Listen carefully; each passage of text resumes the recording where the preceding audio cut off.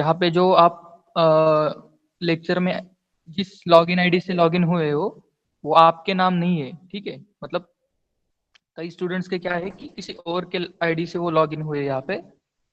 तो whenever you want to answer in chat box or whenever you want to give want to ask any question, you have to write your name, okay। जिनके IDs उनके नाम से नहीं है। और जैसे संकल्प का नाम, तो संकल्प का आईडी वही है जो उसका नाम है, राइट। ओके। जैसे खुशी, खुशी का नाम, उसके नाम से वो आईडी नहीं है, शायद उसके पेरेंट के नाम से वो आईडी है। Okay. Deepali, Deepali Tanushree Begade. Okay.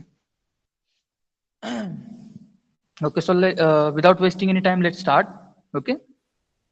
So today we are going to take our economy lecture. Okay. तो लास्ट लेक्चर में हमने क्या देखा था? ठीक है। तो हम क्विकली रिवाइज करेंगे कि लास्ट लेक्चर में हमने क्या देखा था, as always. Okay. So first of all हमको समझना है कि हम पढ़ क्या रहे हैं और हम कहाँ तक आ चुके हैं। ठीक है। हम इवोल्यूशन ऑफ मनी देख रहे थे, राइट। याद है ना, 6 पिलर्स, 6 पिलर्स ऑफ इकोनॉमी। उसमें हम पहला पिलर देख रहे हैं, right. That is money, banking, finance and insurance. उसमें उस पहले पिलर में जो पहला टॉपिक है दैट इज मनी, ठीक है ना। तो उस मनी टॉपिक को हम पढ़ रहे हैं, लर्न कर रहे हैं। और उसमें हमने क्या क्या देखा? मनी की डेफिनेशन देखी, what is money, right, role of money. Then we studied about the concept of money, right. फिर हमने ओरिजिन देखा। उसके बाद में हमने देखा कि जब मनी था ही नहीं, एग्जिस्ट ही नहीं करता था, तब उससे पहले बार्टर सिस्टम किस प्रकार से वर्क करता था वो भी देखा, उसके डिसएडवांटेजेस हमने देख लिए, राइट। उस right after that we started studying evolution of money, right. उसमें हमने पहले देखा commodity money, right. Commodity money का मतलब जो भी कमोडिटीज यूज की जाती थी, जैसे जानवरों के दांत, राइट। फिर जो शंख और शिंपले जो समुद्र से आते हैं वो मिलते हैं। देन जो मछलियों के, व्हेल्स के दांत, देन बियर पेल्ट्स, भालू की खाल वगैरह ऐसी चीजें एज ए मनी के रूप में इस्तेमाल की जाती है, that is known as commodity money. उसके बाद में आया metallic money, right. Metallic money मतलब कॉइन्स। उसके बाद में आया पेपर मनी। पेपर मनी में हमने देखा कि फियाट मनी और लीगल टेंडर क्या होता है, राइट। उसके बाद हमने रिप्रेजेंटेटिव मनी देखा कि जो नोट के ऊपर लिखा होता है, मैं धारक को डैश डैश रुपए अदा करने का वचन देता हूँ, उस लाइन का मतलब क्या होता है, राइट। वो प्रॉमिस का मतलब क्या होता है, राइट। वो भी हमने देखा कि पहले जमाने में किस प्रकार से मनी, जो पैसा था, वो एज ए गोल्ड उसके बैक एंड में उसके वैल्यू जितना रखा जाता था, ठीक है। और उसी से मनी की, उस नोट को वैल्यू प्राप्त होती थी। लेकिन अब नए जमाने में ऐसा नहीं है। अब नए जमाने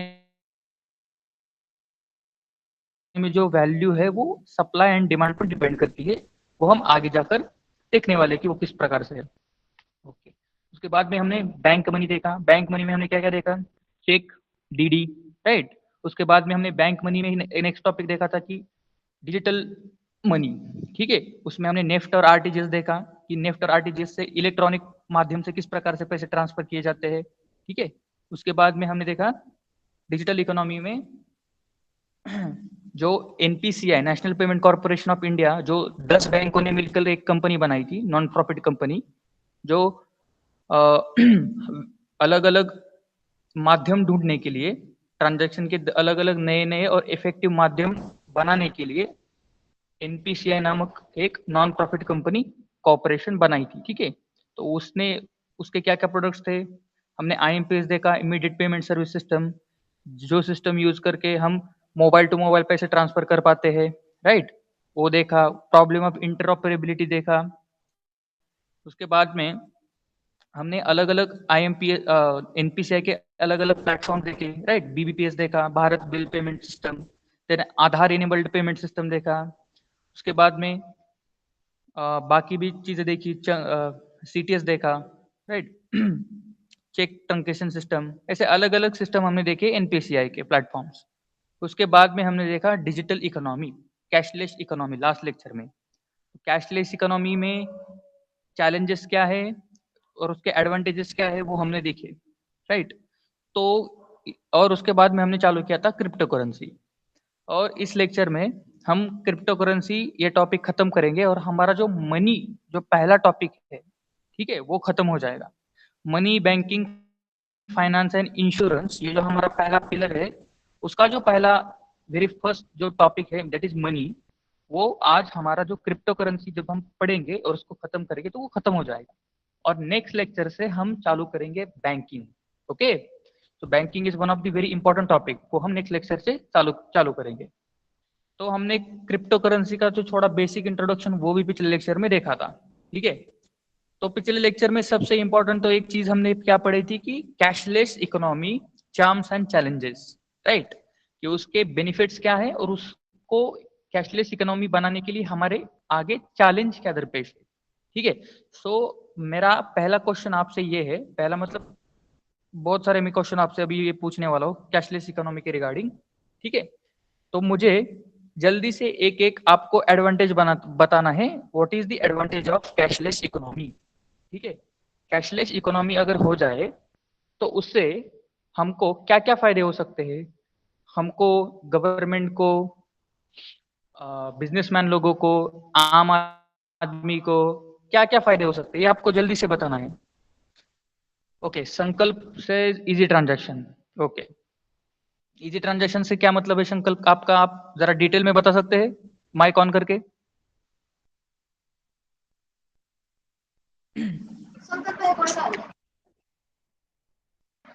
We can easily pay whoever we want anywhere. Anywhere we can pay anywhere. Okay, very good. Okay, अभी इसी से रिगार्डिंग मेरा तुम्हें दूसरा सवाल है कि ऐसा करने के लिए चैलेंजेस क्या है, can you tell the challenges.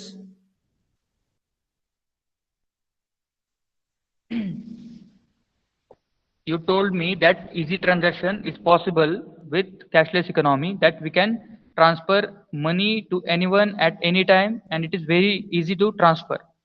Then what are the challenges? Challenges क्या हो सकते हैं? Hacker. Okay, that's very a one word answer that is not expected from you. Okay, तो अभी संकल्प ने बताया कि इजी ट्रांजैक्शन है, तो इसके लिए चैलेंजेस क्या है कि लोगों के पास मोबाइल फोन भी तो होने चाहिए, right. Mobile to mobile, all should have some accounts in the bank. Okay, right, मतलब फाइनेंशियल इंक्लूजन होना चाहिए, बराबर। ठीक है, तो ये एक पॉइंट हो गया। Easy transaction it is right कि कैशलेस इकोनॉमी अगर हो गई तो मोबाइल से मोबाइल पैसे ट्रांसफर करना इजी हो जाएगा, राइट।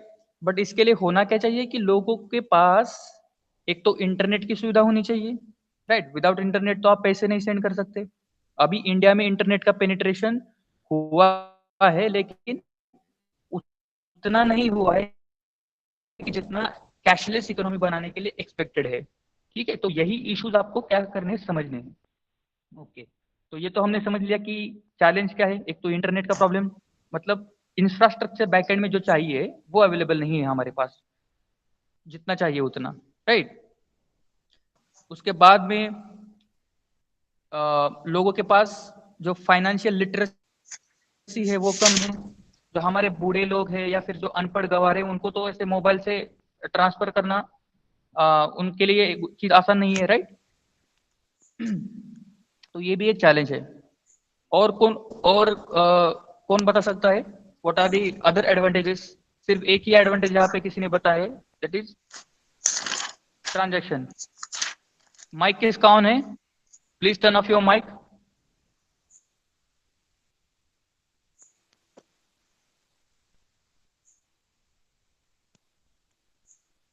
माइक किसका ऑन है, please turn off your mic.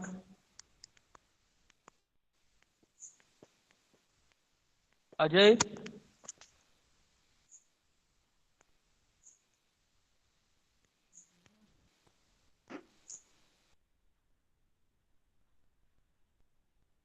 Okay, government will not, what, all should have, government will not spam मतलब व्हाट? अरे आप लोगों को हमने ये पिछले लेक्चर में ही हमने डिस्कस किया है ना।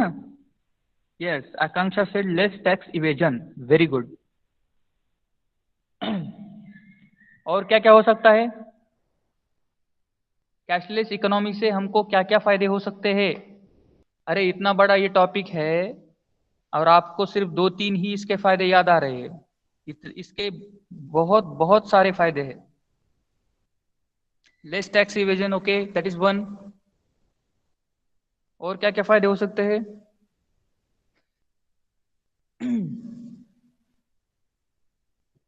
गुड सर्वेलेंस, सर्वेलेंस का किसी ने नहीं बताया।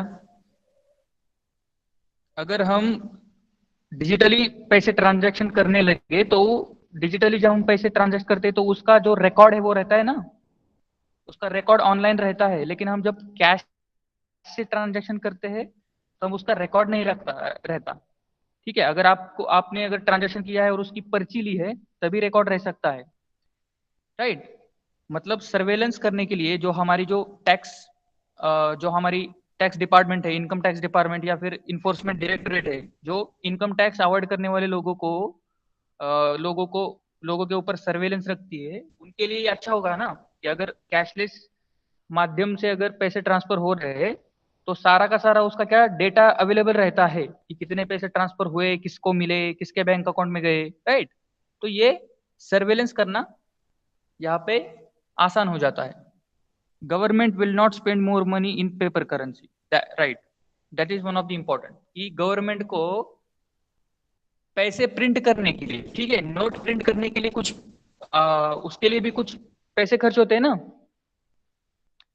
और अगर देखा जाए तो पैसों को प्रिंट करने के लिए 27 बिलियन रुपीज पर ईयर, ठीक है, इतना पैसा गवर्नमेंट का खर्च होता है, आरबीआई का।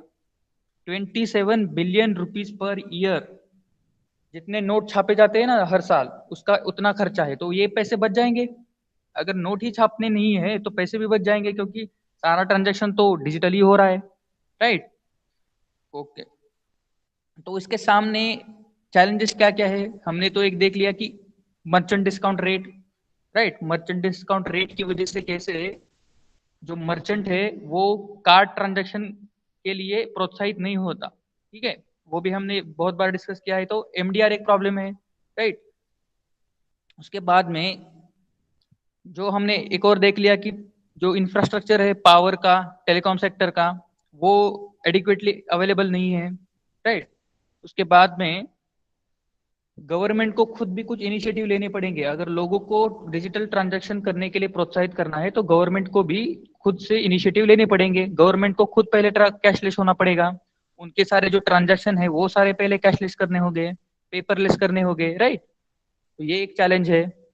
उसके बाद में एक और चैलेंज क्या है कि फ्रॉड, स्कैम, ठीक है, हैकर्स, हैकिंग, ये सारी चीजें होती है। जो स्कैमर्स है वो कॉल करके आपका जो आईडी पासवर्ड है बैंक का वगैरह या फिर कार्ड का आपका कार्ड नंबर वगैरह वगैरह आपसे कुछ बोल के लेते हैं और आपके पैसे हड़प लेते हैं। ये भी एक प्रॉब्लम है स्कैम का।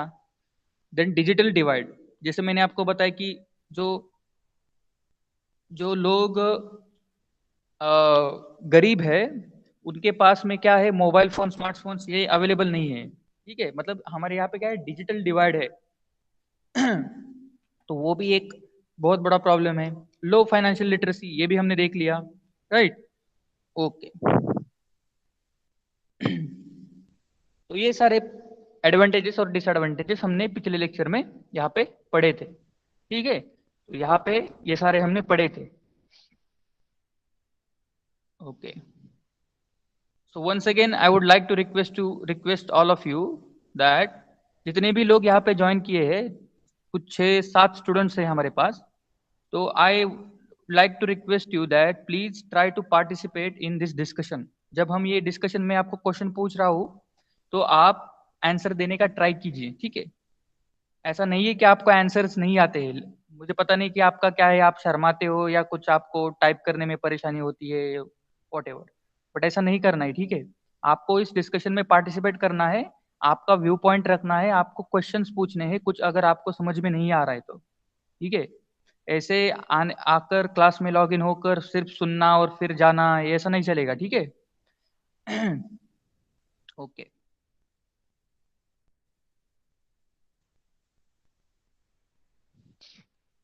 नाउ ये हमने देख लिया cashless economy charms and challenges, ठीक है? Now let us move on to very very important topic that is we have started in the previous lecture, crypto currency and blockchain technology.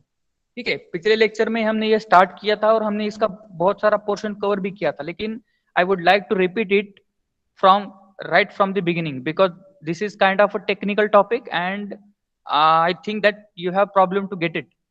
ठीक है, तो इस बार मैं आपको अच्छे से इसको एक्सप्लेन कर देता हूँ। तो crypto currency and blockchain technology, ठीक है, ये अलग अलग दो चीजें हैं, ठीक है? Crypto currency is different and blockchain technology is different. तो लास्ट लेक्चर में जैसे मैंने आपको बताया था व्हाट इज क्रिप्टो करेंसी, तो क्रिप्टो करेंसी की डेफिनेशन क्या है? It is decentralized virtual currency.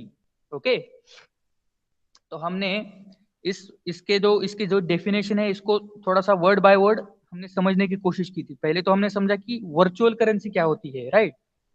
तो हमारे जो नोट है, ठीक है, हमारे जो रुपीज है, डॉलर है, ये जो सारे हमारे जो नॉर्मल करेंसीज है वो क्या है?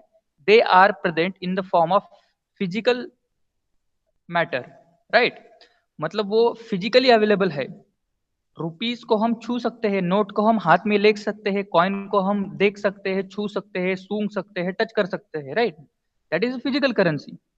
वर्चुअल करेंसी क्या होती है कि उसको हम देख नहीं सकते, उसको हम टच नहीं कर सकते, उसको हम सूंघ नहीं सकते, या फिर मतलब वो फिजिकली एग्जिस्ट ही नहीं करती, राइट? वो सिर्फ वर्चुअली एग्जिस्ट करती है, मतलब इंटरनेट पे, और हमको सिर्फ वो इंटरनेट पे ही मिलेगी। ठीक है, तो उसे बोलते हैं वर्चुअल करेंसी। ठीक है, तो crypto currency is a type of virtual currency. ठीक है, क्रिप्टो करेंसी क्या है? एक वर्चुअल करेंसी है। और वो किस प्रकार की है? It is a decentralized virtual currency. अब सेंट्रलाइज और डिसेंट्रलाइज का क्या मतलब है? अब डिसेंट्रलाइज का मतलब ये है कि सेंट्रलाइज का मतलब कोई सेंट्रल अथॉरिटी है जो उसको इशू कर रही है, जैसे रुपीज को कौन इशू कर रहा है? Government of India. लेकिन डिसेंट्रलाइज वर्चुअल करेंसी का क्या मतलब है? कि उसका कोई एक मालिक नहीं है। ठीक है, कोई भी उसको एक्सेस कर सकता है, कहीं से भी एक्सेस कर सकता है, और कहीं से भी उसको उसका ट्रांजैक्शन कहीं से भी हो सकता है, वर्ल्ड के किसी भी कोने में बैठकर इंटरनेट के जरिए। ठीक है, तो that is decentralized virtual currency. ये हमने पिछले लेक्चर में देख लिया था। Now what is blockchain technology? ठीक है, तो ये जो सारी वर्चुअल करेंसी है, ये जो क्रिप्टो करेंसी जो होती है, तो वो किस प्रकार से फंक्शन करती है? So crypto currencies are the network of crypto currency is backed by blockchain technology. ठीक है, ब्लॉकचेन टेक्नोलॉजी का यूज करके ये क्रिप्टो करेंसीज मार्केट में ट्रांजैक्ट कर पाती है या एग्जिस्ट कर पाती है। ठीक है, मतलब ये क्रिप्टो करेंसी बनाने के लिए जो टेक्नोलॉजी यूज की गई है उसे बोलते हैं ब्लॉकचेन टेक्नोलॉजी।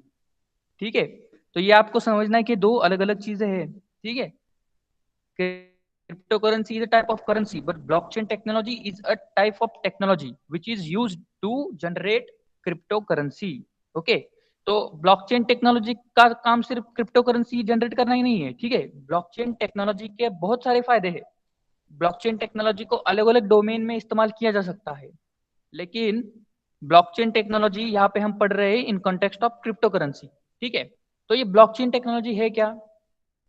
तो blockchain technology is a secured decentralized database.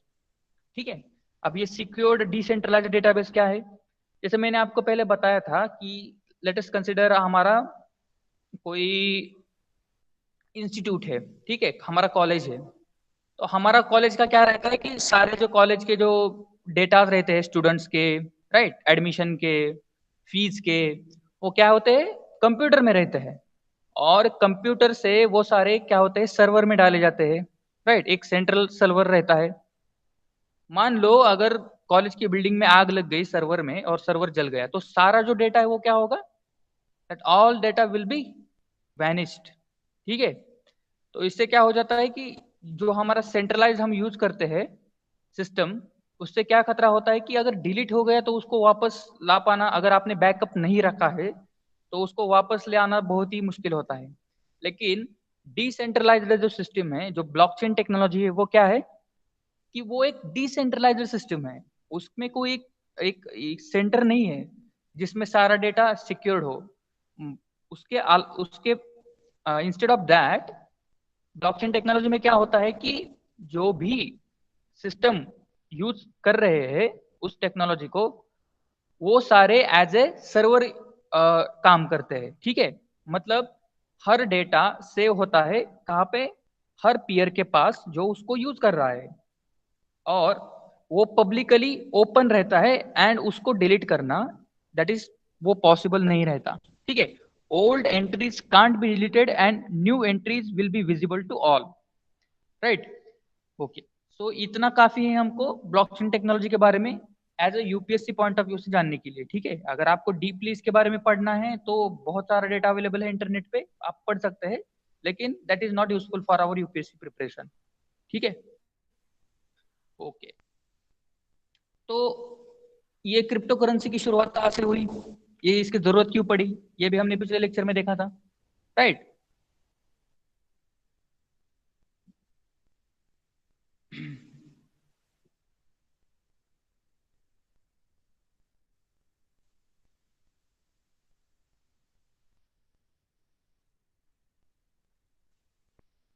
पिछले लेक्चर में हमने देखा था कि ये क्रिप्टो करेंसी की जरूरत क्यों पड़ी हमें, राइट। कि हाँ, अच्छा चल तो रहा था, ये रुपी है, डॉलर है, फिर ऐसे इंटरनेट पे ही अवेलेबल होने वाली, दिखने न वाली, हाथ में न ले सकने वाली ऐसी करेंसी बनाने की जरूरत क्या पड़ी। बेसिकली हुआ क्या, 2007 में यूएस में आया सब प्राइम क्राइसिस। ठीक है, अब ये सब प्राइम क्राइसिस, इसके वर्ड के ऊपर ज्यादा ध्यान देने की जरूरत नहीं, बेसिकली आपको ये समझना है कि 2007 में यूएस में बहुत बड़ा क्राइसिस आया था, रिसेशन आया था, इकोनॉमिक क्राइसिस। ठीक है, उनका यूएस डॉलर ऐसे धड़ाम से गिर गया था, गिर गया मतलब ऐसे जमीन पे नहीं गिर गया था, उसकी वैल्यू है वो बहुत कम हो गई थी, गिर गई थी, और पूरी यूएस इकोनॉमी क्रैश हो गई थी। उसके बाद में क्या हुआ कि लोगों के जॉब्स चले गए, डिमांड खत्म हो गई। ठीक है, और रिसेशन आया, यूएस में आया, और वो यूएस से फैलते यूरोप में गया, और इंडिया पे भी बहुत उसका असर पड़ा। ठीक है, तो बेसिकली एक यूएस डॉलर ने अपनी वैल्यू खोने के बाद पूरे दुनिया पर इसका एक इफेक्ट पड़ा। तो इससे क्या हो गया कि लोगों का जो फेथ है in the fiat money and legal tender, people have lost their faith in the this type of fiat money. ठीक है, क्योंकि लोगों के सारे पैसे investment in terms of fiat money होते हैं ना, हमारे डॉलर में ही इन्वेस्टमेंट होते हैं। लेकिन अगर डॉलर की कीमत ही गिर जाए, मार्केट में रिसेशन आ जाए, तो उससे क्या होता है कि सबका नुकसान हो जाता है। तो इसी से कुछ लोगों को, मतलब ऐसा हुआ कि उनकी जो फेथ था, उनका विश्वास था इस सिस्टम से, वो उड़ गया। तो और इसी के जरिए लोगों ने क्या किया कि कुछ इस प्रकार से ऐसी मनी को ओरिजिनेट करने की कोशिश की, ऐसी मनी को बनाने की कोशिश की कि जिस पर किसी का कंट्रोल ना हो, किसी गवर्नमेंट का कंट्रोल ना हो। ठीक है, सो 2009 में सतोशी नाकामोटो, ठीक है, ये नाम आपको याद रखना है। ठीक है, यहाँ पे मैं जूम कर रहा हूं, तो 2009 में सतोशी नाकामोटो नाकोमोटो, इस व्यक्ति ने बिटकॉइन नाम की एक क्रिप्टो करेंसी बनाई। ठीक है, तो आपको याद रखना है दो चीजें, बिटकॉइन एंड क्रिप्टो करेंसी। तो बिटकॉइन क्या है, bitcoin is A crypto currency. ठीक है, तो हम जब आप 2 मिनट पहले जो पढ़ रहे थे क्रिप्टो करेंसी, क्रिप्टो करेंसी, ठीक है, तो bitcoin is A type of crypto currency. ठीक है, वो एक प्रकार की क्रिप्टो करेंसी है। मतलब क्या है, it is virtual currency, virtual decentralized currency, right. ऐसी बहुत सारी वर्चुअल करेंसीज है। ठीक है, मतलब क्रिप्टो करेंसीज बहुत सारी है, बिटकॉइन है, इथेरियम है, देन अलग अलग पेट्रो है, वो भी उसके बारे में पढ़ेंगे, लेकिन यहाँ पे हम देख रहे हैं बिटकॉइन के बारे में। ठीक है, तो बिटकॉइन बनी जो आर्ग्यूएबली पहली क्रिप्टो करेंसी थी। ठीक है, तो क्रिप्टो करेंसी इसको किसने लॉन्च किया, बिटकॉइन को, सतोशी नाकोमोटो ने। ये व्यक्ति कौन है, ये कौन है भाई साहब, ये सतोशी नाकोमोटो, ये किसी को आज तक पता नहीं है। ठीक है, इस व्यक्ति का कौन है, ये कहाँ से आया, किसी को पता नहीं है। सतोशी नाकामोटो इस व्यक्ति ने बनाई बिटकॉइन। ओके। और उसने ये करेंसी बनाई और लोगों को कहा कि इससे हम अभी ट्रांजैक्शन करेंगे। ठीक है। तो हमको अब इस बिटकॉइन के बारे में हम थोड़ा जानते हैं। ये बिटकॉइन होता क्या है? तो बेसिकली एक bitcoin is equal to 10⁸ satoshi. ठीक है। जैसे हमारा 1 रुपया जब हम देखेंगे, अगर 1 रुपए को हम डिवाइड करना है तो क्या करते हैं? 1 रुपीज इज इक्वल टू 100 पैसा, राइट। 1 रुपया इज इक्वल टू 100 पैसा, राइट, बरोबर ना। वैसे ही 1 bitcoin is equal to 10⁸ satoshi. ठीक है। तो ये इस प्रकार से इसका ये मतलब इसको ऐसे डिवाइड किया जा सकता है बिटकॉइन को, एक बिटकॉइन को। ठीक है। और सतोशी नाकामोटो इस व्यक्ति ने क्या किया कि बिटकॉइन, ठीक है, उसने ये करेंसी जनरेट की। तो ऐसे कितनी बिटकॉइन उसने जनरेट की? तो उसने टोटल 21 मिलियन बिटकॉइन जनरेट की। ठीक है। उसने कोई अनलिमिटेड बिटकॉइंस को जनरेट नहीं किया, मतलब बनाया नहीं है। टोटल 21 मिलियन बिटकॉइंस ही मार्केट में अवेलेबल हो सकते हैं। ठीक है, उससे ज्यादा नहीं। तो ये किस लिए, ये क्यों किया? क्योंकि उसकी कोई पर्टिकुलर वैल्यू बनी रहे। अगर वो बहुत ज्यादा अनलिमिटेड नंबर में है तो उसकी कोई वैल्यू नहीं बनेगी, राइट। इसीलिए Satoshi Nakamoto has made 21 million bitcoins in total and 1 bitcoin is equal to 10⁸ Satoshi। ठीक है, ये आपको याद रखना है। मैं आपको नेक्स्ट लेक्चर में ये जरूर पूछूंगा कि 1 bitcoin is equal to how much satoshi. ठीक है, आपको ये याद रखना है। ओके। तो बेसिकली अभी हमने देखा कि ये बिटकॉइन है। ठीक है, सतोशी नाकामोटो नाम का कोई व्यक्ति है, उसने ये क्रिप्टो करेंसी बिटकॉइन बनाई। ठीक है। लेकिन इस बिटकॉइन को हम ऑप्टेन कैसे करें? ठीक है, हम इसको कैसे ले सकते हैं?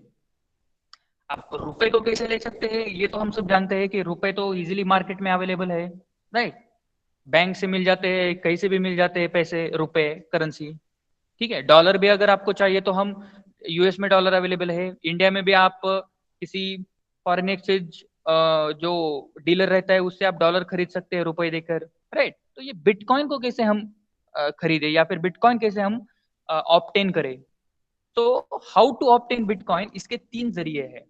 ठीक है। First one is mining, second one is selling goods and services, third one is exchange currency. ठीक है। तो माइनिंग क्या होता है? तो माइनिंग को मैं आपको डिटेल में एक्सप्लेन करूंगा, लेकिन उससे पहले मैं ये आपको बता देता हूं, फिर हम माइनिंग को देखेंगे। ठीक है। सेकेंड एंड थर्ड में आपको पहले एक्सप्लेन कर देता हूं। तो सेलिंग गुड्स एंड सर्विसेज, तो बिटकॉइन को ऑप्टेन करने का एक जरिया हो सकता है कि आप किसी ऐसे व्यक्ति को जिसके पास बिटकॉइन है उसको आप कोई चीज बेचे। ठीक है।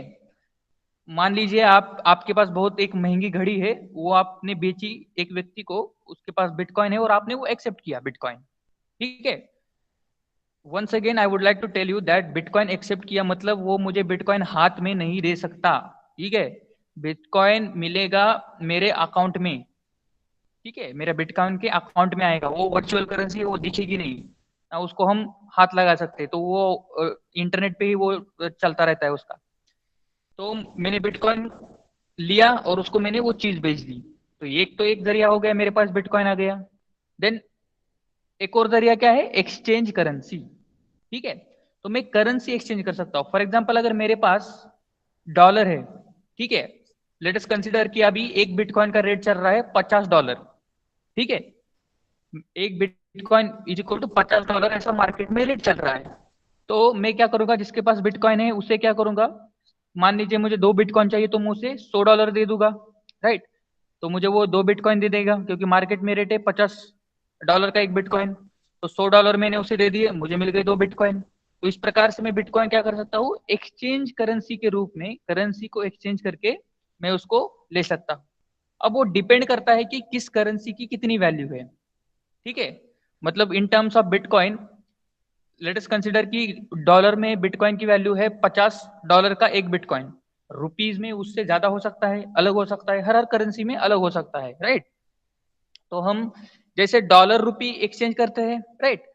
यूएस में हम जब जाते हैं तो हमारे पास जो पैसा रहता है रुपीस का, वो हम एयरपोर्ट पे क्या करते हैं, उसको एक्सचेंज करते हैं और डॉलर ले लेते हैं, उसके हिसाब से जितने भी डॉलर आ जाए। वैसे ही हम एक्सचेंज कर सकते हैं बिटकॉइन से, जिसके पास बिटकॉइन वो हमें दे सकता है। ओके, नाउ फर्स्ट जो मैंने आपको पहला बताया था माइनिंग। अब ये माइनिंग क्या है, ठीक है।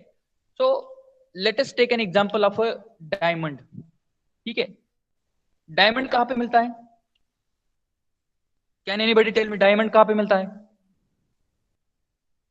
सो गए क्या आप? Where we can find diamond? Diamond मिलता है खान में, राइट। माइंस में मिलता है, राइट। एम आई राइट और wrong? Am I audible to you?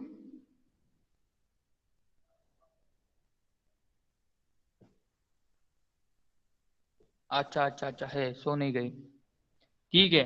तो डायमंड कहाँ पे मिलता है? डायमंड मिलता है डायमंड की खान में, डायमंड माइन में। जैसे कोयला कोयले की खदान में मिलता है, वैसे डायमंड कहाँ मिलता है? डायमंड की खदान में, राइट। वहीं से उसको एक्सट्रैक्ट किया जाता है। तो डायमंड को, अगर मुझे कुछ डायमंड चाहिए तो मैं उसे कैसे पा सकता हूँ, कैसे मैं उसको ऑब्टेन कर सकता हूँ? तो मैं एक तो कोई चीज बेच के जिसके पास डायमंड है वो डायमंड ले सकता हूँ, राइट। जैसे कमोडिटी एक्सचेंज मैंने आपको अभी बताया, खरीद बेच के, sale and selling of goods and services. Then second one is, मैं क्या कर सकता हूँ, किसी को मेरे पास 10 लाख रुपए है, तो 10 लाख रुपए दे के मैं डायमंड एक्सचेंज कर सकता हूँ।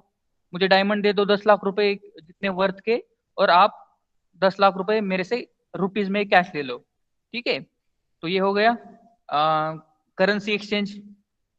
और सबसे मेन जरिया कौन सा है डायमंड का? वो है माइनिंग, ठीक है। डायमंड कहाँ से आता है? डायमंड माइन से आता है ना। मतलब हम खदानों में जाते हैं, खदानों में जाके हम उसे क्या करते हैं, वर्चुअली फिजिकली हम उस खदान में जाकर खोदते हैं, खुदाई करते हैं, राइट। मिट्टी से छान के कंकड़ पत्थर अलग करके उसको मशीन में डाल के उस डायमंड को हम अलग करते हैं, राइट। और उसके बाद में बहुत सारा प्रोसेस होकर उस वो बाद में हम डायमंड को ऑब्टेन कर पाते हैं, राइट। Am I right? ऐसे ही बनता है ना डायमंड। तो डायमंड कैसे मिलता है? माइनिंग से, माइन से मिलता है ना। तो वैसे ही बिटकॉइन को ऑब्टेन करने का जरिया है माइनिंग। लेकिन यहाँ पे आपको बिटकॉइन को माइन करने के लिए किसी खदान में जाने की जरूरत नहीं है, क्योंकि मैंने आपको पहले ही बताया था कि bitcoin is a virtual currency and it is virtually available, it is not physically available. तो ये फिजिकली अवेलेबल नहीं है, तो किसी खदान में जाने का तो कोई मतलब नहीं बनता। तो इसको इंटरनेट पे ही इसकी इसकी खदान होती है, और उसको इंटरनेट पे ही माइनिंग करना पड़ता है, ठीक है। आप समझ रहे हो? Do you understand what I am saying?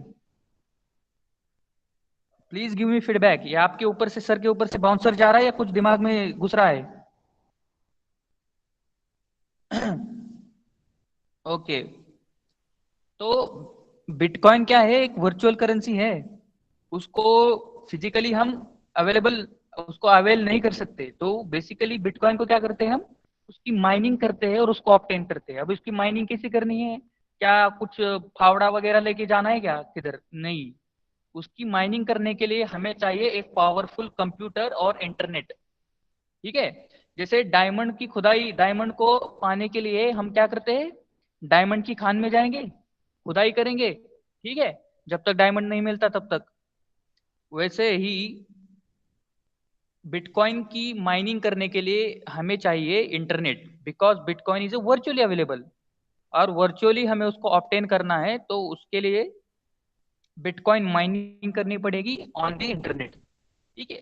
तो बिटकॉइन माइनिंग करने के लिए जरूरी है एक पावरफुल कंप्यूटर। अगर आप बोलोगे सर इतना ही आसान है, तो मेरे पास भी घर में लैपटॉप है, मेरे पास भी कंप्यूटर है, मैं चालू कर देता हूँ बिटकॉइन माइनिंग और मैं ऑब्टेन कर लेता हूँ। तो this is not possible, because bitcoin mining एक बहुत बड़ी प्रोसीजर है and it is very complicated. और इसके लिए आपका जो नॉर्मल हम जो कंप्यूटर यूज करते हैं वो बिल्कुल भी काम नहीं आएगा। उसके लिए बहुत पावरफुल सिस्टम होने की जरूरत पड़ती है, ठीक है। मतलब आपका जो सीपीयू है वो उससे 1000 गुना 100 गुना ज्यादा पावरफुल होना चाहिए, ठीक है। और जो ग्राफिक्स कार्ड है वो भी एडवांस ग्राफिक कार्ड होना चाहिए। मैं आपको यहाँ पे दिखाई देता हूँ कि बिटकॉइन माइनिंग के लिए सिस्टम किस प्रकार से होता है। ठीक है, ये देख रहे हैं आप? Can you see this image? Can you see this image?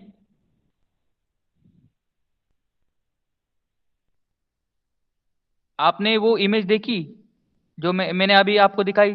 Everybody please give me feedback. Yes, फिर से मैं आपको दिखा देता हूँ यहाँ पे। ठीक है, तो ये क्या है, ये सारा सिस्टम, ये सारी वायरिंग वगैरह का है। ये सारा बिटकॉइन की माइनिंग करने के लिए किया गया सेटअप है। ठीक है, यहाँ पे आप देख सकते हो कितने मदरबोर्ड, कितने सारे हार्ड डिस्क और कितना सारा जो इलेक्ट्रॉनिक इक्विपमेंट है उसको सारा एक साथ जोड़ा रखा है ताकि पावरफुल एक सिस्टम बनाया जा सके। तो ये सब सारा सिस्टम बना के जब आप इंटरनेट पे दिन रात बैठोगे, दिन रात कोडिंग करते रहोगे, तब आपको जाकर एक या फिर दो बिटकॉइन माइनिंग करके मिलेंगे। ठीक है, मतलब ये उसी प्रकार से है जितना जितना मतलब हार्डवर्क लगता है, जितना आ, पैसा या फिर जितना हार्डवर्क या फिर जितनी मशीनरीज लगती है डायमंड को खदान से निकालने के लिए। अगर आपने कहीं पे देखा होगा कि डायमंड किस प्रकार से निकाला जाता है। ठीक है, एक एक टन की मिट्टी, एक एक दो दो टन की मिट्टी को खदान से निकाल कर उसको छान कर, उस कंकड़ पत्थर उसके निकाल कर, ठीक है, तो उसमें से कुछ ऐसे 4-5 डायमंड निकलते हैं। ठीक है ना? डायमंड कितने निकलते हैं? 4-5 छोटे से टुकड़े निकलते हैं 1-2 टन की मिट्टी छानने पर डायमंड की माइन में। तो इतना बड़ा मतलब वो, इतना उसके पीछे हार्डवर्क वगैरह और इतना बड़ा पैसा खर्च करना पड़ता है। तो यही यहाँ पे बिटकॉइन के भी मामले में है कि आपको अगर बिटकॉइन को ऑब्टेन करना है वर्चुअली, उसकी माइनिंग करनी है। ठीक है, 3 जरिए है बिटकॉइन को ऑब्टेन करने के: mining, exchange goods and service, और दूसरा एक्सचेंज करके रुपीज या डॉलर में। तो बाकी के दो अगर छोड़ो और माइनिंग करके जो अगर आपको ऑब्टेन करना है तो आपको इस प्रकार का सिस्टम चाहिए होगा। ठीक है, okay, I hope you understand what is bitcoin mining. आगे भी मैं आपको इसके बारे में एक्सप्लेन करने वाला हूँ। ठीक है, ओके, तो ये तो हमने पढ़ लिया बिटकॉइन, राइट। तो अब हम देखेंगे ये क्रिप्टो करेंसी, ये जो बिटकॉइन नाम की क्रिप्टो करेंसी है, इसको ऑब्टेन करने के लिए क्या क्या उसके चैलेंजेस क्या क्या है, डिसएडवांटेजेस क्या क्या है। तो उससे पहले I want you to attempt this question. चलिए, ये UPSC CDS, combined defence services जो एग्जाम होती है ना, आर्मी नेवी और एयरफोर्स के लिए, आई होप यू आपने नाम सुना होगा सीडीएस का। तो उसके 2017 में ये क्वेश्चन पूछा गया है: find correct statement about bitcoin. First statement is it is decentralized virtual currency. Second statement is it is generated through complex computer software system. Third statement is the Reserve Bank of India recognized it as a legal tender in January 2016. कौन कौन से statement आपको सही लगते हैं? तो पहला यहाँ पे क्या दिया गया है, पहला क्वेश्चन में पहला statement, it is a decentralized virtual currency. Bitcoin is a decentralized virtual currency. Bitcoin एक डिसेंट्रलाइज्ड वर्चुअल करेंसी है, ऐसा ये पहला स्टेटमेंट है। गलत है, सही है, आपको मुझे बताना है। Second is it is generated through complex computer software system. ठीक है, बिटकॉइन को जनरेट करने के लिए आपके पास एक कॉम्प्लेक्स कंप्यूटर सॉफ्टवेयर सिस्टम के जरिए बिटकॉइन जनरेट की जाती है। उसके बाद में थर्ड स्टेटमेंट है the reserve bank of India recognised it as a legal tender. हमारा जो रिजर्व बैंक ऑफ इंडिया ने इसे एक लीगल टेंडर ऐसा मान लिया है। तो यहाँ पे आंसर कोड्स में ए है 1 ओनली, बी है 1 and 2 ओनली, सी है 2 and 3 ओनली, एंड डी है 1, 2 and 3 ओनली। तो यू हैव 30 सेकेंड्स, आपको 30 सेकेंड में एक ऑप्शन चूज करना है और चैट बॉक्स में जल्दी से लिख देना है। Your time starts now.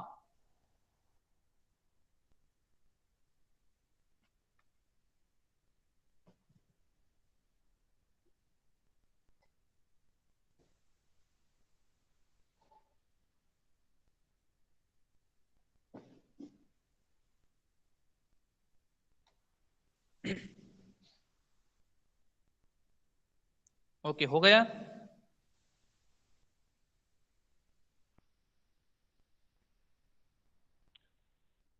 Okay, B, B, B, B, B. Very good. All of you given right answer. Okay. चलो लेट्स मूव ऑन। तो मैं इसको एक्सप्लेन कर देता हूँ। पहले तो पहले दोनों स्टेटमेंट को तो एक्सप्लेन करने की कुछ जरूरत ही नहीं है, क्योंकि यही हम अभी से मैं इतनी देर से आपको बता रहा हूँ कि बिटकॉइन एक डिसेंट्रलाइज्ड वर्चुअल करेंसी है, दैट इज क्रिप्टो करेंसी है बिटकॉइन। ठीक है। सेकंड स्टेटमेंट में भी कोई डाउट नहीं होना चाहिए। अभी मैंने बताया कि बिटकॉइन को जनरेट करने के लिए तीन तरीके हैं। ठीक है। पहला है माइनिंग। जो माइनिंग मैंने आपको बताया कि एक कंप्यूटर कॉम्प्लेक्स कंप्यूटर सॉफ्टवेयर में आपको दिन रात बैठ के कोडिंग करनी पड़ती है, उसके बाद में आप एक हाथ बिटकॉइन जनरेट कर पाओगे। ठीक है। और बाकी के दो भी मैंने आपको एक्सप्लेन कर दिए कि किस प्रकार से आप ऑप्ट इन कर सकते हैं। और थर्ड क्या है, Reserve bank of India recognised it as a legal tender in January 2016। अभी मैंने, वैसे तो मैंने आपको ये स्टेटमेंट के बारे में बताया नहीं था, लेकिन आपने शायद फर्स्ट और टू, वन एंड टू, इन दोनों को सही था आपके, तो इसलिए आपने वन एंड टू बोल दिया। वैसे थर्ड स्टेटमेंट भी सही है, उसके बारे में भी हमने देखने देखने वाले हैं कि हमारे यहाँ पे कि लीगल फ्रेमवर्क क्या है बिटकॉइन के बारे में। ठीक है। ओके। नाउ ठीक है। तो यहाँ पे इस जो ये जो चार्ट है इस पे आप फोकस कीजिए। ठीक है। यहाँ पे तीन रोज है। ठीक है। Three ways to obtain crypto currency. यहाँ पे लिखा नहीं है, लेकिन मैं आपको बता देता हूँ कि पहला जो कॉलम है उसमें माइनिंग है। ठीक है। और जो पहली रो है उसमें माइनिंग के जरिए बिटकॉइंस ऑब्टेन करने के बाद क्या क्या चैलेंजेस है वो बताए गए। उसी प्रकार से second one is selling goods and services and third one is exchange currency. तो हम सारे निगेटिव पॉइंट्स और चैलेंजेस के बारे में देखेंगे कि बिटकॉइंस के मामले में डिसएडवांटेजेस क्या है और चैलेंजेस क्या है। ठीक है। तो फर्स्ट फर्स्ट कौन सा है, बिटकॉइन को ऑब्टेन करने का जरिया कौन सा है, पहला माइनिंग। ओके, किसी को कोई सवाल नहीं? ठीक है।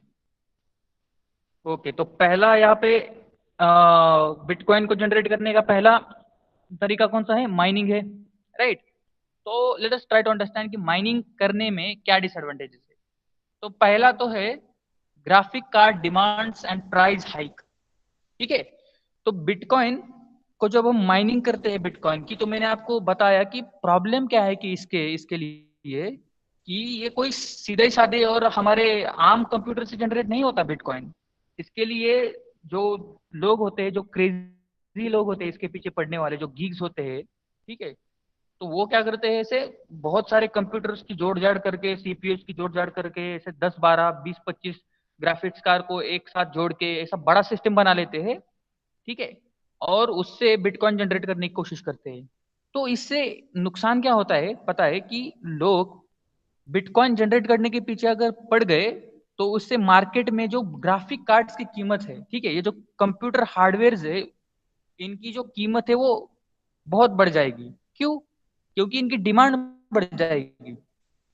राइट। अगर बिटकॉइन जनरेट करने के लिए ये इतना सारा हार्डवेयर लगता है, तो इसके हार्डवेयर की डिमांड भी तो बढ़ेगी मार्केट में, और इससे क्या होगा कि प्राइस हाइक। तो ये जो रिसेंट टाइम्स में भी यहाँ पे ऑब्जर्व किया गया कि जब बिटकॉइन लोग जनरेट कर रहे थे माइनिंग करके, तो पिछले 2 3 साल में एक रिपोर्ट आई थी कि जो हार्डवेयर प्राइजेस है वो 2 गुना 4 गुना ज्यादा बढ़ गई थी, क्योंकि ये बिटकॉइन को माइन करने वाले लोग ही ज्यादा से ज्यादा खरीद रहे थे, तो मार्केट में उसका सप्लाई क्या हो रहा था, कम हो रहा था। ठीक है। तो ये एक नुकसान है, दैट इज वन डिसएडवांटेजेस और चैलेंज ऑफ माइनिंग बिटकॉइन। ठीक है। ये आपको याद रखना है क्या कि डिमांड, ग्राफिक्स का demand and price hike, and due to this 2 to 4 times due to bitcoin mining the hardware prices of hardware were gone up. Okay, तो ये तो हो गया एक डिसएडवांटेज। तो दूसरा डिसएडवांटेज क्या है कि जब हम ये सारा सिस्टम यूज करेंगे, तो ये तो हम हमेशा के लिए नहीं रखने वाले, ये कभी ना कभी खराब होगा। और खराब होता है तो क्या होता है कि लोग फेंक देते हैं। ठीक है। तो ये जो इलेक्ट्रॉनिक गुड्स है, ये अगर खराब हो गए और हमने इसको फेंक दिया, तो इसको बोलते हैं ई वेस्ट। ठीक है ना, आपके इन्वायरमेंट में आपने ईवीएस में पढ़ा होगा कि ई वेस्ट मतलब क्या होता है। ठीक है। जो हमारा ऑर्गेनिक वेस्ट होती है, मतलब हम जब खाते हैं वगैरह जो खाने पीने की चीजें है वो क्या है, ऑर्गेनिकली वो डिकम्पोज हो जाता है, इसीलिए वो ऑर्गेनिक वेस्ट बोलते हैं उसे। और ये जो इलेक्ट्रॉनिक गुड्स है वो क्या है, वो सारा ई वेस्ट बोलते हैं उसे। ठीक है, तो इसका एक और डिसएडवांटेज क्या है माइनिंग का, कि ई वेस्ट जनरेशन, बहुत सारी मात्रा में ई वेस्ट जनरेट होगा। बिटकॉइन माइनिंग अगर ज्यादा तौर पर होती है तो ई वेस्ट जनरेशन ज्यादा से ज्यादा होने का खतरा है। ठीक है, नाउ नेक्स्ट डिसएडवांटेज क्या है कि thermal electricity wastage worth of 20 megaton of carbon dioxide. Okay, तो बेसिकली ये जो बिटकॉइन की माइनिंग है, ठीक है, इसके लिए पूरा सिस्टम बना है, राइट। तो इससे ये पूरा सिस्टम जब बनेगा और उसको ये जब चलेगा तो इसके लिए बैकएंड में पावर चाहिए ना, राइट। इसके लिए बहुत ज्यादा पावर लगती है, इस सिस्टम को चलाने में बहुत ज्यादा इलेक्ट्रिसिटी कंज्यूम होती है। और जब ज्यादा इलेक्ट्रिसिटी कंज्यूम होगी तो ज्यादा कार्बन डाइऑक्साइड इमिशन होगा। कैसे? क्योंकि ज्यादातर जो इलेक्ट्रिसिटी प्रोड्यूस होती है वो होती है कोयला बर्न करके। ठीक है, कोयला बर्न करके जो हमारे थर्मल पावर प्लांट होते हैं ना, थर्मल पावर प्लांट में कोयला बर्न करके उससे इलेक्ट्रिसिटी जनरेट की जाती है। ठीक है, और इलेक्ट्रिसिटी जब जनरेट होती है कोयला बर्न करके, तब कोयले का जो बाय प्रोडक्ट है वो क्या निकलता है, कार्बन डाइऑक्साइड। और कार्बन डाइऑक्साइड हमारे एनवायरनमेंट के लिए ज्यादा हानिकारक है, ये हम सभी को पता है। ठीक है, तो इसी वजह से बिटकॉइन माइनिंग की वजह से जो थर्मल इलेक्ट्रिसिटी का वेस्टेज है वो बढ़ जाएगा। और ऐसा एस्टिमेटेड है एक रिपोर्ट में कि 20 मेगाटन का कार्बन डाइऑक्साइड रिलीज हुआ है बिटकॉइन की वजह से, बिटकॉइन माइनिंग की वजह से, जब से ये बिटकॉइन की माइनिंग लोगों ने शुरू की है। ठीक है, और क्योंकि इसका स्पीड बहुत भी, इसका सिस्टम का स्पीड भी बहुत ज्यादा होना चाहिए। ठीक है, इससे भी बहुत प्रेशर पड़ता है पूरे सिस्टम पे। ओके, तो मैं आपको एक यहाँ पे आर्टिकल यहाँ पे दिखाना चाहता हूँ। This is South China Morning Post का एक आर्टिकल है। ठीक है, can you see this article? आपको ये दिख रहा है? Is it visible to you? Okay, okay, यहाँ पे ये आर्टिकल है साउथ चाइना मॉर्निंग पोस्ट का। अभी साउथ चाइना मॉर्निंग पोस्ट का है, चाइना का एक न्यूज़पेपर है। तो उसमें एक आर्टिकल आया था कि, इसका टाइटल मैं पढ़ देता हूँ यहाँ पे। It takes 556 days of computing and a hefty electricity bill to mine a single bitcoin. Is it worth it? ठीक है, ये आर्टिकल कब का है, यहाँ पे डेट मेंशन नहीं है। शायद ये लेटेस्ट वाला आर्टिकल है, शायद एक साल ज्यादा से ज्यादा पुराना होगा।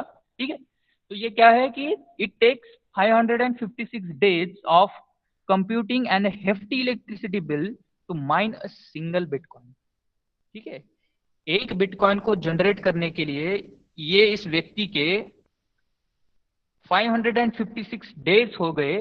ठीक है, और बहुत ही ज्यादा इलेक्ट्रिसिटी कंज्यूम करने के बाद इतना बड़ा सिस्टम, ये देखिए ये व्यक्ति यहाँ पे बैठा हुआ है, ये सारा सिस्टम उसने बनाया है। तो ये सारा सिस्टम बनाने के बाद लगभग 568 डेज, मतलब लगभग 2 साल हम पकड़ के चलते हैं, 2 साल से कुछ कम के टाइम में ये व्यक्ति ने सिर्फ एक बिटकॉइन जनरेट की। मतलब बिटकॉइन की माइनिंग करना कितना डिफिकल्ट काम है, आप समझ सकते हैं। ठीक है, okay, okay, do you understand what is disadvantages of bitcoin mining? Bitcoin mining के रिगार्ड में आपको कोई सवाल है? माइनिंग क्या होता है? Yes, it's difficult. What is difficult Avinash? Bitcoin mining के regarding do you have any question?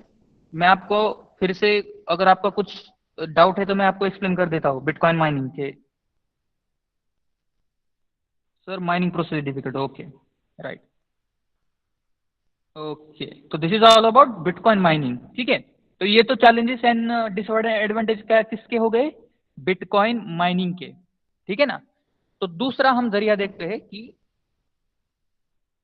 दूसरा जो इसका जरिया है बिटकॉइन को ऑब्टेन करने का, वो क्या है?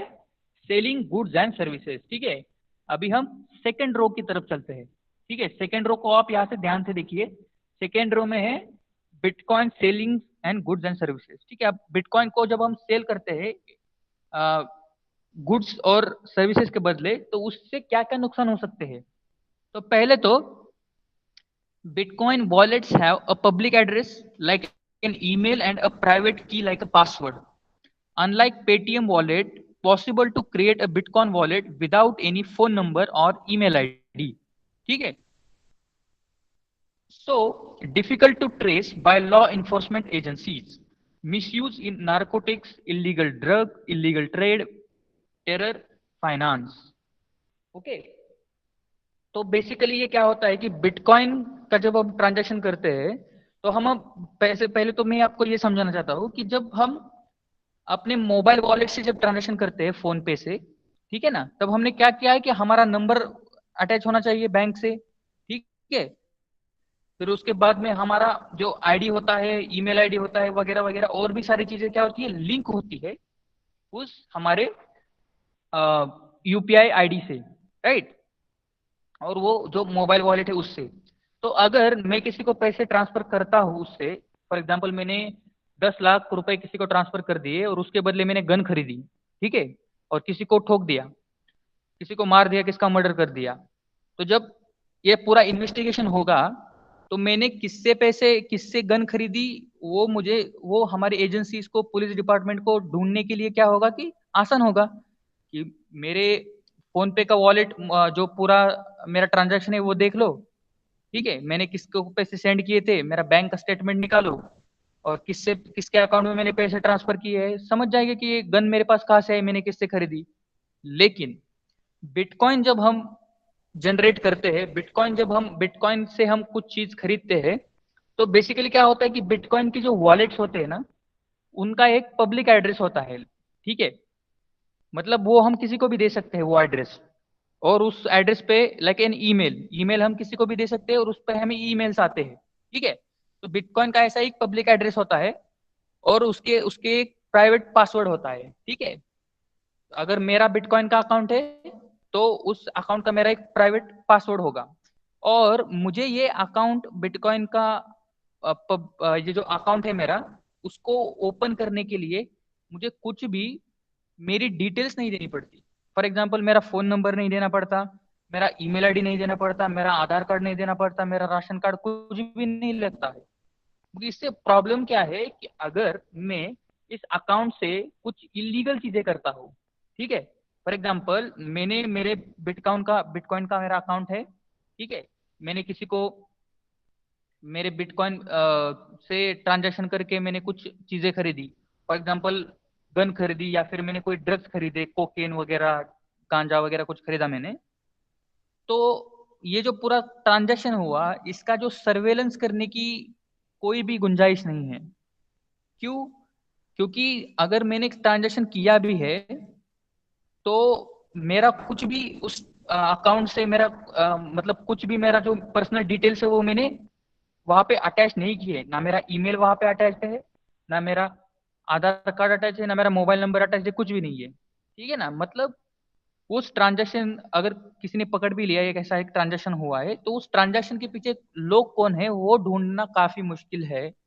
तो इससे क्या हो सकता है कि जो मिसयूज इन नारकोटिक्स, जो ड्रग का इलीगल ट्रेड है, जो ड्रग का इलीगल धंधा चलता है जो ब्लैक मार्केट में, या फिर इलीगल ट्रेड, या फिर टेरर फाइनेंसिंग, तो दहशतगर्दी फैलाने के लिए जो बाहर से पैसा आता है, ठीक है, या फिर हथियार जो खरीदे जाते हैं, उस, ये सारी, इन सारी चीजों में ये मिसयूज हो सकता है बिटकॉइन का।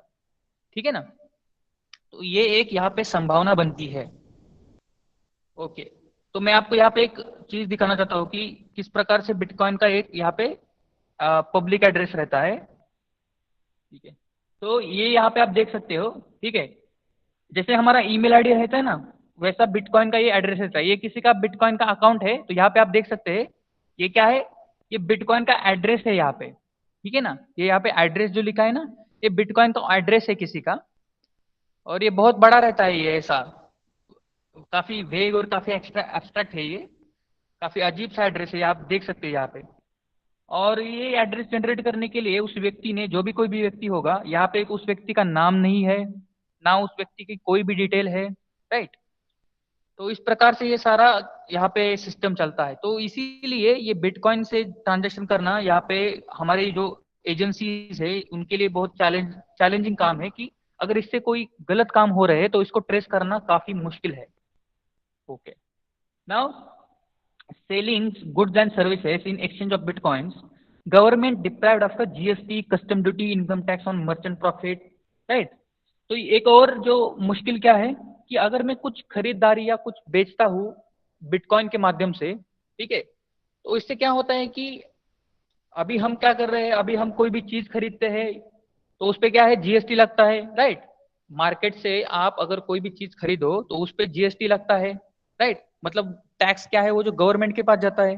लेकिन मैं अगर बिटकॉइन से कोई चीज खरीदूं या फिर कोई चीज बेचूं तो गवर्नमेंट को कुछ भी टैक्स नहीं मिलेगा, ठीक है, क्योंकि ये बिटकॉइन का जो सारा मामला है, ट्रांजेक्शन है, that is out of the purview of the government and it is out of the jurisdiction of the government, right. मतलब गवर्नमेंट को इससे कुछ भी टैक्स मिलने वाला नहीं है। तो इससे क्या होता है कि इनकम टैक्स का गवर्नमेंट का नुकसान हो जाता है, जीएसटी का नुकसान हो जाता है, कस्टम ड्यूटी का नुकसान हो जाता है, ठीक है। ओके, और scam, scam can't get justice under the consumer protection act. Okay, अगर मान लीजिए मेरे पास, मैंने अमेजोन से एक मोबाइल फोन मंगाया, ठीक है, और अमेजोन ने मुझे मोबाइल फोन के बदले उस बॉक्स में एक साबुन दे दिया, ठीक है। तो मैं क्या कर सकता हूँ, कंप्लेंट कर सकता हूँ कहीं पे जाके, ठीक है, कि मुझे ऐसा ऐसा फंसाया गया है, और उससे मेरी शिकायत देखने वाले लोग हैं, मेरी सुनने वाले लोग हैं, राइट, कि अगर मुझे फंसाए इस ट्रांजेक्शन में। लेकिन let us take an example of bitcoin. अगर मैं किसी एनोनिमस व्यक्ति से बिटकॉइंस के बिटकॉइन उसे दे के मैं उसे गन खरीद लेता हूँ, और जब मैं मेरे पास वो गन आती है तो मैं देखता हूँ वो तो खिलौने वाली गन है, तो मैं किसके पास जाऊंगा, कि कहीं पे भी नहीं जा सकता मैं, राइट। मतलब कंज्यूमर प्रोटेक्शन एक्ट के अंडर मुझे कुछ जस्टिस मिल सकता है क्या, मुझे न्याय मिल सकता है क्या, नहीं, बिकॉज ये इलीगल है, बिटकॉइन के जरिए ट्रांजेक्शन करना, दैट इज इलीगल, राइट। तो ये यहाँ पे नुकसान हो गया। आखिरी जो आखिरी कौन सा जरिया है बिटकॉइन को ऑब्टेन करने का, that is exchange of currency, ठीक है ना। अभी हमने देखा कि गुड्स एंड सर्विसेज सेल करके या बाय करके बिटकॉइन को हासिल किया जा सकता है। तो दूसरा है एक्सचेंज करेंसी। अगर मेरे पास मान लीजिए अभी बिटकॉइन का रेट क्या चल रहा है वो हम देखते हैं, ठीक है। मैंने यहाँ पे आपके लिए एक स्क्रीनशॉट भी यहाँ पे लिया है इंटरनेट से, मैं आपको दिखाता हूँ यहाँ पे। तो ये लेटेस्ट फिगर है यहाँ पे कि $13,399 का अभी एक बिटकॉइन का रेट चल रहा है, ठीक है। Do you can you see this image? आपको दिख रही है क्या इमेज? ओके, अभी मार्केट में बिटकॉइन का रेट क्या चल रहा है मैं आपको यहाँ पे दिख रहा हूँ, दिस इज लेटेस्ट फिगर। अभी एक बिटकॉइन को हासिल करने के लिए मुझे $13,399 खर्च करने पड़ेंगे, ठीक है। मतलब अगर मुझे एक किसी व्यक्ति से एक बिटकॉइन खरीदना है तो मुझे उसको पे करने पड़ेंगे $13,399 यूएस डॉलर। इतनी बिटकॉइन की अभी एक्सचेंज रेट चल रहा है मार्केट में, ठीक है ना।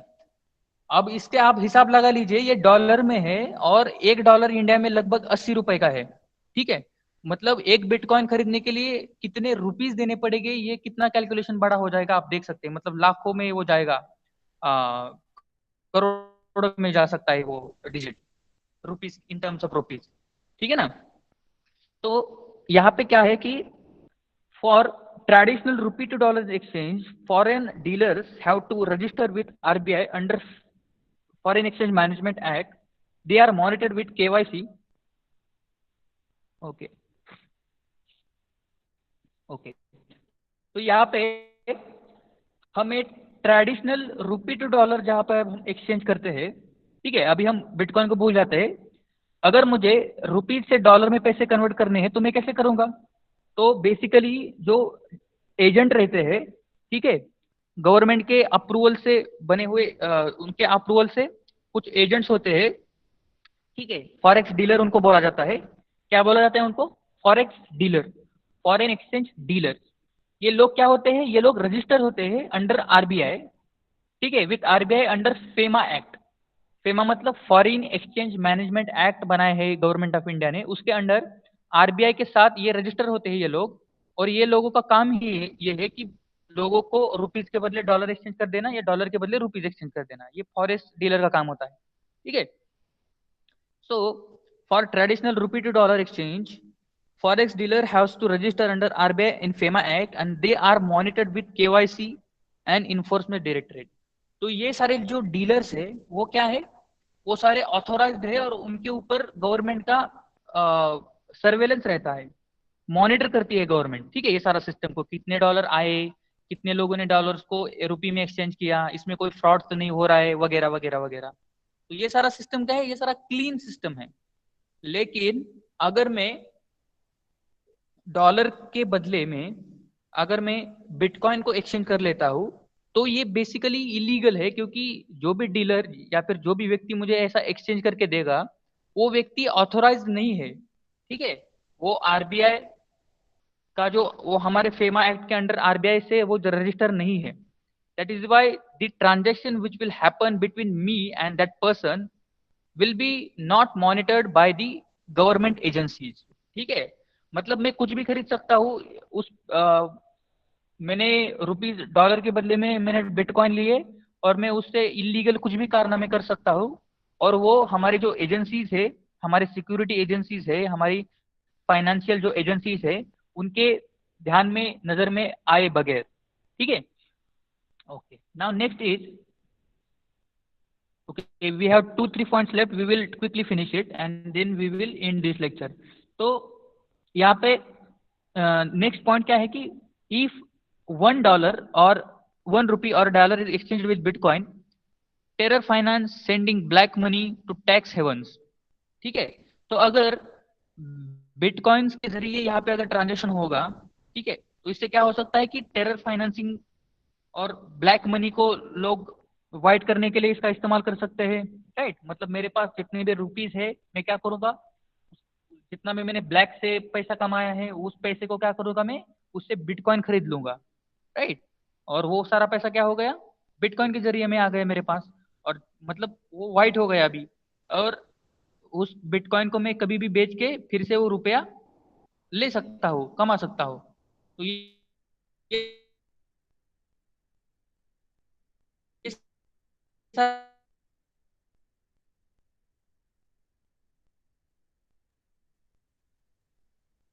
सारा क्या होगा है कि ये टैक्स हेवन, टैक्स इवेजन के जरिए टैक्स इवेजन हो सकता है, टेरर फाइनेंसिंग हो सकता है। तो ये सारा चीजें हो सकती है। Now bitcoin exchange rate speculation volatility and government deprived of a capital gains tax. Okay, तो ये नेक्स्ट पॉइंट है। तो एक और डिसएडवांटेज क्या है बिटकॉइन का कि कैपिटल गेन्स टैक्स नहीं मिलता। अब आपको एक चीज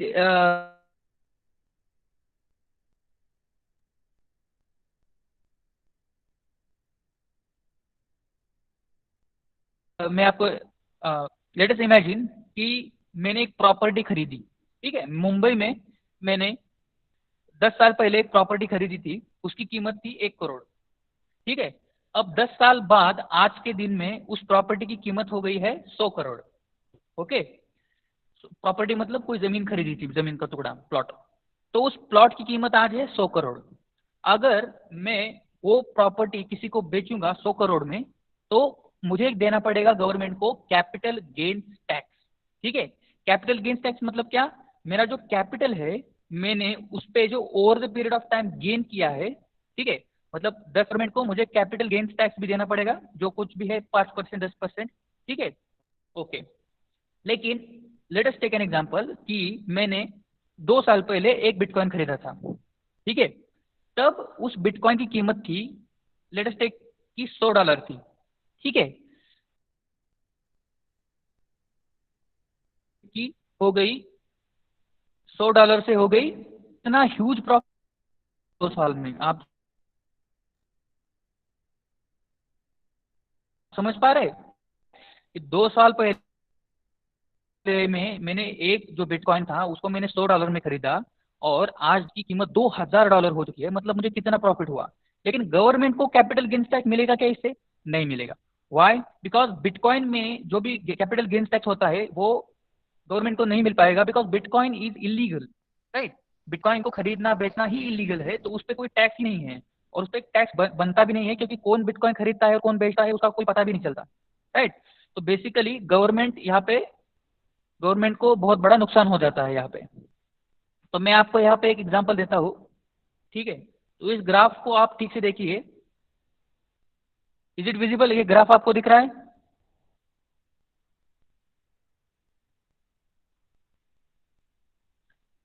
ग्राफ आपको दिख रहा है क्या? स्क्रीन दिख रही है आपको?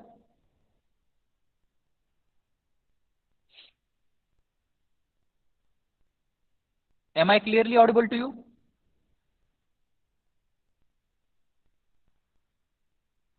Okay okay. इस ग्राफ में आप देखिए, यहाँ पे ये ग्राफ है 2017 से 2020 तक बिटकॉइन की क्या वैल्यू थी, ठीक है। तो लेफ्ट साइड में यहाँ पे डॉलर्स की, इन टर्म्स ऑफ डॉलर यहाँ पे बिटकॉइन की कीमत है, ठीक है। लेफ्ट साइड में आप यहाँ पे देखिए 10,000 और 20,000, ठीक है ना। 10,000 और 20,000, और नीचे यहाँ पे 2017, 19, और यहाँ पे फार राइट में क्या है, 2020 है। और ये ग्राफ क्या शो कर रहा है कि इन टर्म्स ऑफ डॉलर बिटकॉइन की कीमत कैसे कम ज्यादा हो रही है, ये इसका ग्राफ है। तो यहाँ पे आप एक चीज नोटिस कर सकते हो कि 2017 में बिटकॉइन की कीमत पर डॉलर यहाँ पे कुछ जीरो के आसपास ही है, मतलब कुछ 10, 20 या फिर $100 है, राइट। लेकिन यहाँ पे आप देख सकते हो कि 2017 और 19 के बीच में ये बहुत बड़ा यहाँ पे क्या हुआ है, सर्ज आया है। यहाँ पे आप देख सकते हैं, राइट। तो 2000 लगभग $20,000 का एक बिटकॉइन हो गया था 2018 में। इस ग्राफ में आप देख सकते हैं कि ये जो बिटकॉइन का जो ग्राफ है 220,000 को टच कर रहा है 2018 में, उसके बाद में ग्रेजुअली कम हुआ, ठीक है। लेकिन 2000 20,000 में 20,000 हो गया था एक डॉलर, एक बिटकॉइन की कीमत 2018 में। तो बेसिकली ये क्या है कि ये बिटकॉइन की जो वैल्यू है it is very very, speculate नहीं किया जा सकता, ठीक है। सो दी बिटकॉइन एक्सचेंज रेट, इसका स्पेक्यूलेशन और वॉलेटिलिटी क्या है कि बहुत ही अनडिजायरेबल और अनअंडरस्टैंडेबल है, ठीक है। मतलब कभी भी ये बिटकॉइन की जो वैल्यू है ऊपर जाती है, कभी भी नीचे आती है। हमारा रुपी की तरह वो स्टेबल नहीं है, ठीक है। हमारा रुपी क्या है, पिछले 2-3 साल में कुछ 10-15 रुपए ही रुपी और डॉलर का जो कीमत है वो बढ़ी होगी, राइट। पिछले 10 साल में अगर 70 रुपए में मिल रहा था $1, तो आज 80 या फिर 90 रुपए का मिल रहा है, मतलब 10-20 रुपए का ही फर्क पड़ा है। लेकिन यहाँ पे क्या था कि एक साल में ही लगभग $10 से $20,000 कीमत हो गई थी एक बिटकॉइन की। तो बेसिकली ये क्या है, स्पेक्यूलेशन है, और उससे मार्केट में क्या होता है, बहुत ज्यादा हलचल होती है। और and this type of speculation is not good for the market, ठीक है। So this is also disadvantage of market. Now ये सारे हो गए डिसएडवांटेजेस ऑफ बिटकॉइन और उनको ऑब्टेन करने के तरीके, ठीक है। तो this is all about today's lecture. यहाँ पे आप समझ गए होंगे कि बिटकॉइन किस प्रकार से हमारे यहाँ पे उसके जरिए बहुत इलीगल काम किए जा सकते हैं, and that is why it is not legal tender in India right now. तो नेक्स्ट लेक्चर में हम क्या देखने वाले हैं कि बिटकॉइन का जो लीगल फ्रेमवर्क है इंडिया में और बाकी वर्ल्ड में वो किस प्रकार का है। और एक और बात आपको समझनी है कि bitcoin is not the only crypto currency, ठीक है। बहुत सी अलग अलग क्रिप्टो करेंसी है, वो भी हम देखने वाले हैं। और बिटकॉइन और ब्लॉकचेन टेक्नोलॉजी में आपको फर्क समझना है, ठीक है। बिटकॉइन एक क्रिप्टो करेंसी है और एक क्रिप्टो करेंसी के बैकएंड में पीछे ब्लॉकचेन टेक्नोलॉजी इस्तेमाल की गई है। तो ब्लॉकचेन टेक्नोलॉजी अच्छी है, उसके बहुत सारे फायदे हो सकते हैं, लेकिन bitcoin is not good for now. So this is all about today's lecture and we will continue with the Bitcoin। जो रिमेनिंग पॉइंट हमारा बचा है बिटकॉइन का वो हम नेक्स्ट लेक्चर में खत्म करेंगे और हम बैंकिंग भी नेक्स्ट लेक्चर में चालू करेंगे, ठीक है। So if you have any doubt you can ask, otherwise you can leave this lecture. I have extended this lecture for 10 minutes because it is very important, or I want to finish this right now. ठीक है, ताकि हम next lecture में दूसरा topic चालू कर पाए.